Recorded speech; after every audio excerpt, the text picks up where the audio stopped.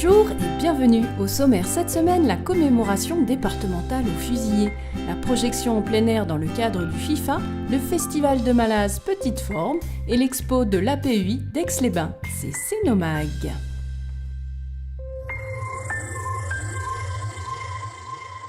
Nous sommes le 15 juin et ici en Haute-Savoie, c'est une date importante puisque c'est la date des commémorations des 40 fusillés de Vieux-Gy. 40 personnes résistantes pendant la Seconde Guerre mondiale qui ont été sauvagement assassinées par les nazis. Les commémorations viennent de commencer, elles sont particulièrement émouvantes. Jean-Charles Guillauzet par des élèves du collège de Semnos. Chère maman, chère grand-mère, chers frères et sœurs, c'est d'une main ferme et le cœur bien solide que je vous écris. De la peur, aucune. Juste de la tristesse de partir sans pouvoir vous embrasser. Oui, car voilà 10 minutes, je viens d'apprendre que je vais être fusillé. Pourquoi ? Pour avoir été trop français. Je vous dis adieu. Ne pleurez pas inutilement. Que Jacques et Bernard soient bien sages. Qu'ils se conduisent en bons français. Moi, j'ai payé de ma vie. J'ai payé la part de toute la famille à la France. Je pense que dans quelque temps, vous serez tous heureux. Et toi, chère maman chérie, du courage. Tu sais, il m'en faut. Mais toi, sois raisonnable. Pardonne-moi si je t'ai fait de la peine. Pense à moi, mais sans révolte, sois fière. Tu sais, petite maman, je t'aime beaucoup. Mon plus grand désir serait de me sentir serré dans tes bras, comme quand j'étais petit. Enfin, n'en parlons plus. Je vous quitte tous. Petite maman, chère grand-mère, Odette, Malou, Bernard et Jacques. En vous serrant bien fort contre mon cœur et en vous embrassant bien affectueusement. Dans 2 heures, je ne serai plus. Et je serai mort en bon français. Un qui vous aime, Jean.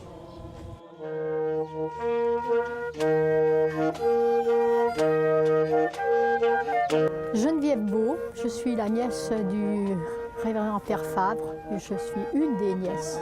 Il était fusillé pas loin au champ de tir. C'est beaucoup d'émotions lors de cette cérémonie parce que ça nous rappelle beaucoup de difficultés, de douleurs au niveau de la famille.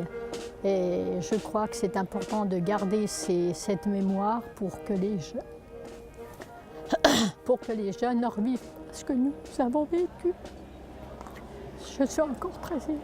Puis ce qui est émouvant, c'est qu'au moins il y a des jeunes qui sont là pour rappeler cette mémoire qui est absolument indispensable quand on voit comment évolue la société actuelle. Ce soir, l'ennemi connaîtra le prix du sang et les larmes. Et de la ligne, descendez des collines, camarades. Sortez de la paille les fusils, la mitraille, les grenades. Une première pour cette projection en plein air. Les Vitrines d'Annecy, en partenariat avec l'Auditorium Sénot, organisaient une projection ce mercredi 13 juin sur la place de l'Hôtel de Ville de Sénot. Plus de 200 personnes sont venues assister à cette grande première, malgré le froid.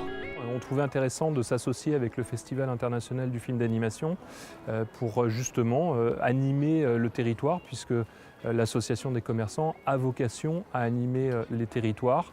Donc ce soir, on a le plaisir effectivement de mettre un film sur la place de l'Hôtel de Ville, sur la commune déléguée de Sénot, en parallèle d'une autre projection qui se passe sur le Paquier cette fois-ci. Une opération coûteuse pour les commerçants et artisans des Vitrines d'Annecy. Vous avez certainement remarqué depuis quelques jours parmi nos commerçants adhérents ce genre de drapeaux de fanions qui pendent devant les commerces. C'est un coût relativement lourd pour une association, autour de 6 000 €. Et la soirée de projection de ce soir, autour de 1 000 €. Mais pour autant, on est ravis de pouvoir offrir ça à nos consommateurs, puisque c'est aussi ça l'animation dans la proximité. Et c'est Richard, responsable cinéma de l'Auditorium Sénot, qui a choisi le film de cette grande première. avec cette année un petit clin d'œil du film qui est passé il y a 2 ans au festival, Ma vie de courgette. Et c'est une première pour nous, pour l'auditorium, et j'espère que l'aventure continuera les prochaines années, quoi. Le cinéma en plein air, par contre, c'est une habitude pour l'auditorium, mais au mois de juillet. Alors, cette année, pour la 17e année, le cinéma plein air commence le 5 juillet avec le film L'Ascension. Comme chaque année, tous les jeudis, c'est place de l'Hôtel de Ville et le vendredi au stade de Vieux-Gy. C'est sûr, en cas de pluie, malheureusement, les séances sont annulées. Et les autres films, Richard? Nous passons demain, Demain tout commence avec Omar Sy. Nous avons le magnifique documentaire de Jean-Michel Bertrand, La Vallée des Loups, Ballerina. Et puis pour finir la saison, on a cette fois-ci Tous en scène. Et ce n'est pas le film de Fred Astaire de l'année dernière, c'est bien le film d'animation cette année, Tous en scène. C'est noté pour vous? Rendez-vous tous les jeudis et vendredis pour une séance en plein air à partir du 5 juillet. Et pour les vitrines d'Annecy, une autre actu? Prochain événement des vitrines d'Annecy, c'est le 28 juillet sur Annecy Centre. C'est le grand déballage, une opération que les Annéciens connaissent bien. Vous pourrez retrouver donc une bonne partie des adhérents et des commerçants annéciens. Merci Mathieu, c'est noté. Et rendez-vous le jeudi 5 juillet, même endroit à 21h30 pour L'Ascension, une comédie de Ludovic Bernard.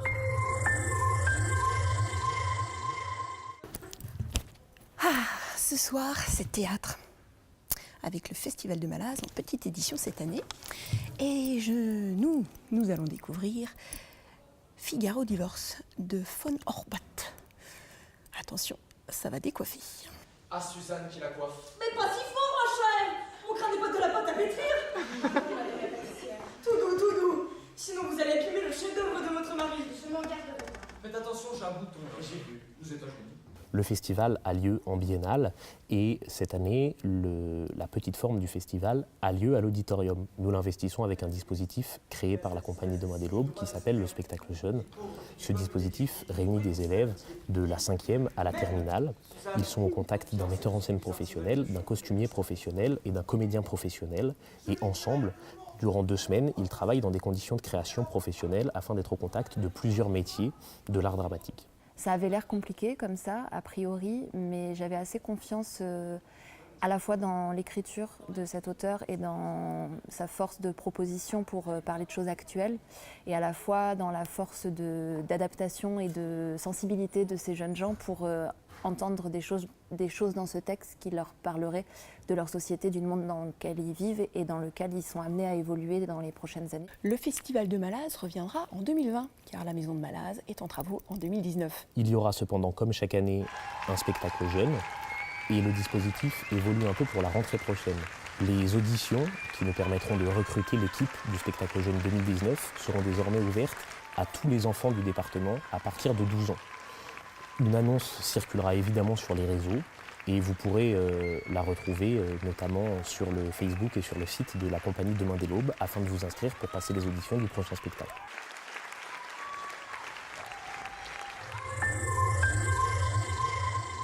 Expo photo, pas comme les autres.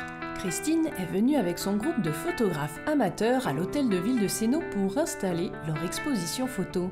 Marie-France, Grégor, Benjamin et Fabrice sont résidents à l'APUI Les Papillons Blancs à Aix-les-Bains. Donc j'ai comme mission d'accompagner des personnes présentant un handicap, notamment des personnes trisomiques. J'ai comme mission de les emmener donc vers l'extérieur pour les ouvrir à la culture sous différentes formes et le plus possible les rendre acteurs eux-mêmes et non pas consommateurs d'une activité. Après l'achat de 6 appareils photo, Christine a emmené nos 5 apprentis à l'extérieur pour s'essayer à la photo. On est allé voir aussi des expos pour les sensibiliser au visuel, que ce soit des tableaux de peinture ou des expos de photographie, sensibiliser leur visuel et puis surtout les questionner sur ce qu'eux aiment. Le but de cet atelier et de ces expositions est de provoquer la rencontre. La première expo a été orientée sur le thème du portrait, puisqu'on a eu envie d'aller communiquer avec les autres, et communiquer avec les personnes, c'était aller les rencontrer. Donc on est allé dans le parc de la ville, rencontrer les personnes en leur demandant de nous montrer leur humanité d'une façon ou d'une autre. Et on a rencontré des histoires et des personnes fantastiques. Là, ce qui est exposé là, eh bien, en fait, ça fait partie de la deuxième démarche où je propose à ces participants d'aller à la rencontre d'artisans ou d'artistes, artistes en atelier ou artistes en répétition avant des spectacles. Donc on a commencé à faire toute une démarche avec l'auditorium. On est allé voir des répétitions d'acteurs ou de jongleurs, de gens du spectacle. Et là, ici, on présente le travail d'un luthier qui habite au Châtelard et d'un peintre-sculpteur sur Rumilly qu'on est allé rencontrer. Donc on a juste montré à les prises de vue qui donnaient envie d'aller les rencontrer, donner envie au public d'aller rencontrer ces personnes-là, de les découvrir un peu plus. Venez découvrir ces photos jusqu'au 10 juillet au 3e et 4e étage de votre hôtel de ville.